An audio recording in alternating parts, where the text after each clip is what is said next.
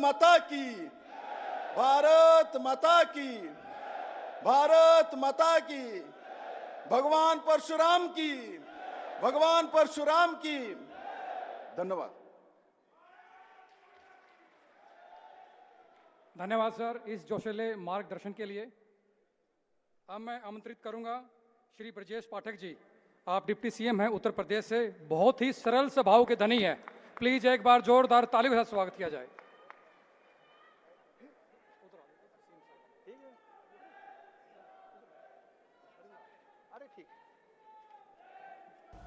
तो पंचकुला से सीधी तस्वीरें लगातार आप देख रहे हैं, तमाम दिग्गजों का संबोधन भी सुन रहे हैं, जहां आज परशुराम जन्मोत्सव को लेकर के तो भगवान परशुराम का जन्मोत्सव जिस कार्यक्रम की अगुवाई करते सांसद कार्तिकेय परशुराम के हरियाणा प्रदेश में भगवान परशुराम की जन्म जयंती के शुभ अवसर पर पंडित कार्तिकेय शर्मा जी द्वारा आयोजित इस भव्य एवं गरिमामय समारोह में मुख्य अतिथि के रूप में उपस्थित हैं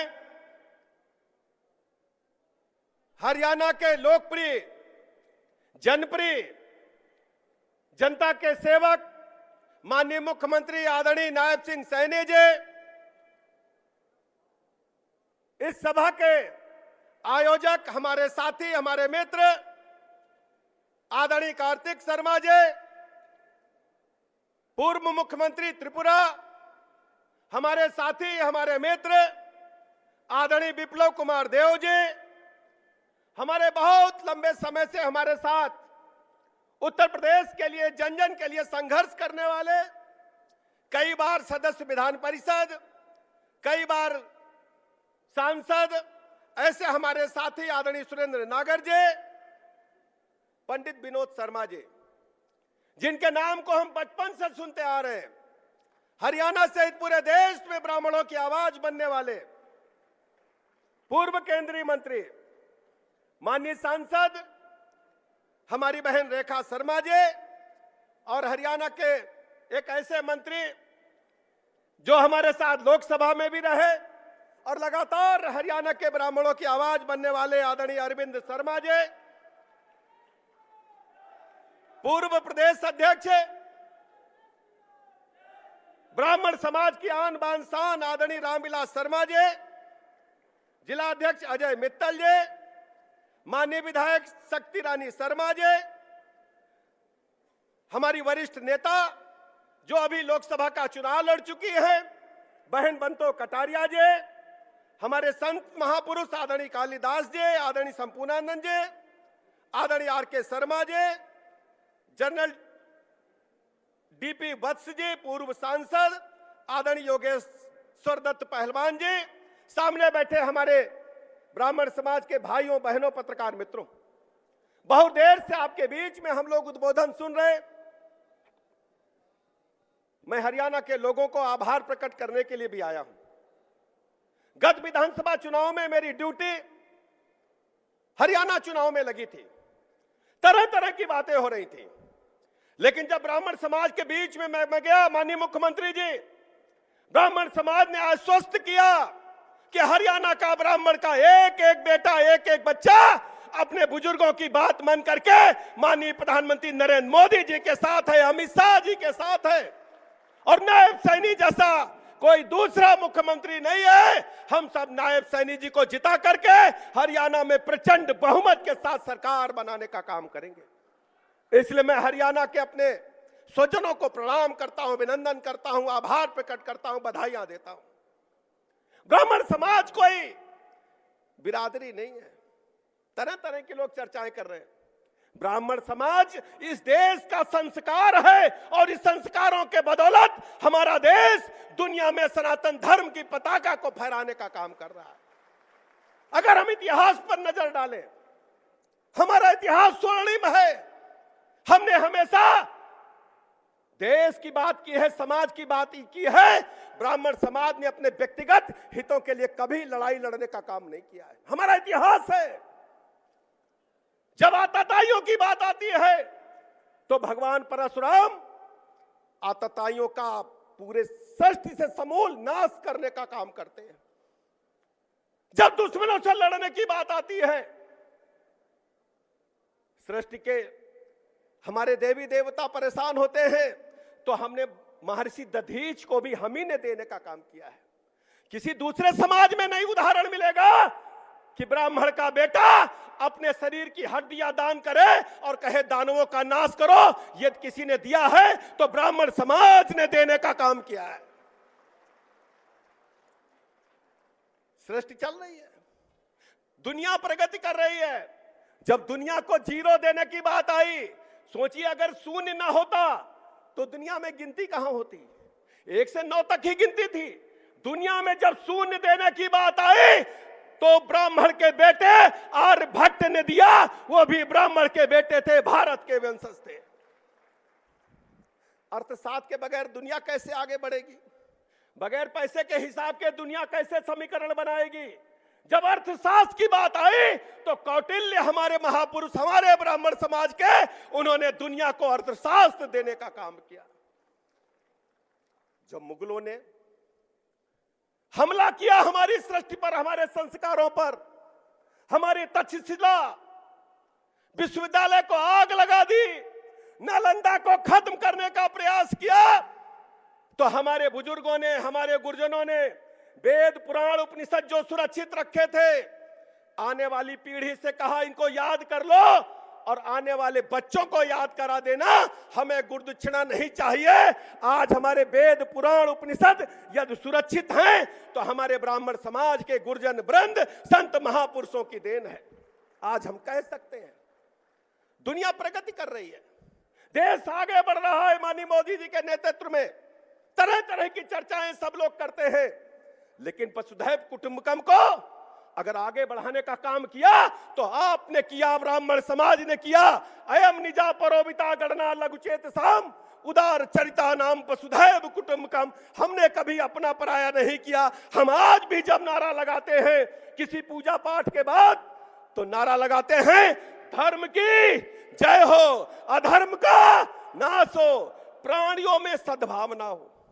एक एक प्राणी जो इस सृष्टि में रहता है उसके प्रति सद्भावना का भाव यदि कोई व्यक्त करने का, मार्ग दिखाने का काम करता है तो ब्राह्मण समाज का बेटा दिखाने का काम करता है। इसलिए मेरे ब्राह्मण समाज के भाई बहनों, आज देश माननीय मोदी जी के नेतृत्व में तेजी के साथ आगे बढ़ रहा है। कौन सोचता था 2014 के पहले देश के क्या हालात थे? कौन सोचता था दुनिया में जब भारत के प्रधानमंत्री मोदी जी जाएंगे तो अमेरिका के राष्ट्रपति हो, चाहे जर्मनी के चांसलर हो, चाहे अफ्रीकन कंट्री के राष्ट्राध्यक्ष हो, चारों तरफ ये बात आएगी कि मोदी जी हमारे मित्र हैं, मोदी जी जैसा कोई नहीं। ये सिर्फ अगर संभव हो पाया है तो आपकी वजह से संभव हो पाया है। आपने कमल का बटन दबाने का काम किया।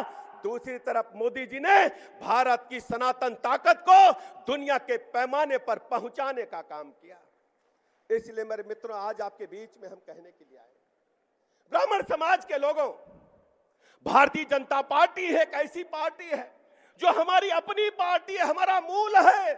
तरह तरह की अफवाहें फैलाते हैं लोग। आप सोचिए, आपका बेटा, आपका खून उत्तर प्रदेश जैसे 25 करोड़ की आबादी में यदि उप मुख्यमंत्री के रूप में काम कर रहा है तो हमारे नेता माननीय मोदी जी, माननीय अमित शाह जी की देन है। इसके सिवाय कौन ब्राह्मण समाज को पूछता था? वोट लेने के बाद लोग भूल जाते थे। लेकिन आज हम कह सकते हैं अयोध्या में प्रभु राम लला का भव्य मंदिर बना है। क्या आप सोच सकते थे कांग्रेस पार्टी के रिजिम में? क्या सोच सकते थे दूसरे दलों के रिजिम में? यही कांग्रेस पार्टी के लोग सर्वोच्च न्यायालय में एफिडेविट देकर के कहे थे प्रभु राम लला अयोध्या में पैदा हुए कि नहीं, इसके बारे में कोई ज्ञान हमें एफिडेविट देकर के कहे थे। अयोध्या में मंदिर न बने, तरह तरह की बाधाएं कांग्रेस पार्टी ने उत्पन्न करने का काम किया। लेकिन जब आपकी वोट की ताकत ने मोदी जी को देश की सत्ता की कुर्सी सौंपी, सर्वोच्च कुर्सी सौंपी, तब मोदी जी ने पैरवी करके सर्वोच्च न्यायालय में अयोध्या में भव्य रामलला का मंदिर बनाने का काम किया। ये सब आपके वोट की ताकत की वजह से संभव हुआ। इसलिए मैं हरियाणा के भाई बहनों को प्रणाम करने के लिए, वंदन करने के लिए आया हूं। केवल अयोध्या में रामलला का मंदिर नहीं बना, उज्जैन में जाकर के दिए महाकाल का दरबार, उसे सजाने का काम भारतीय जनता पार्टी की सरकार में माननीय मोदी जी ने पूरा किया है।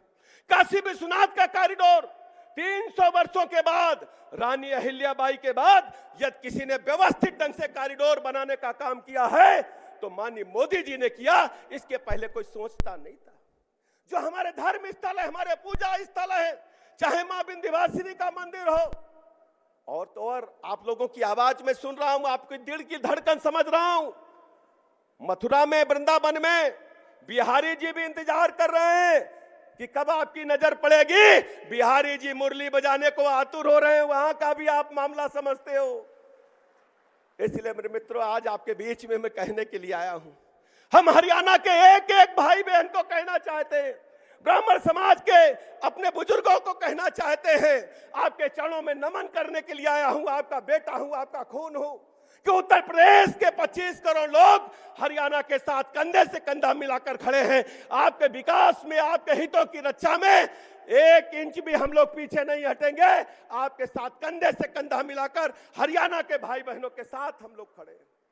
नायब सैनी साहब यंग है, एनर्जेटिक है, कार्य करने की क्षमता है, परिणाम बदल देते हैं। आप जो चाहोगे आपकी आकांक्षा के अनुरूप काम करेंगे और आपके सम्मान में कोई कसर नहीं रखेंगे।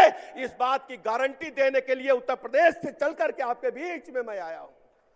मैं आभार प्रकट करता हूं अपने भाई कार्तिक शर्मा जी का।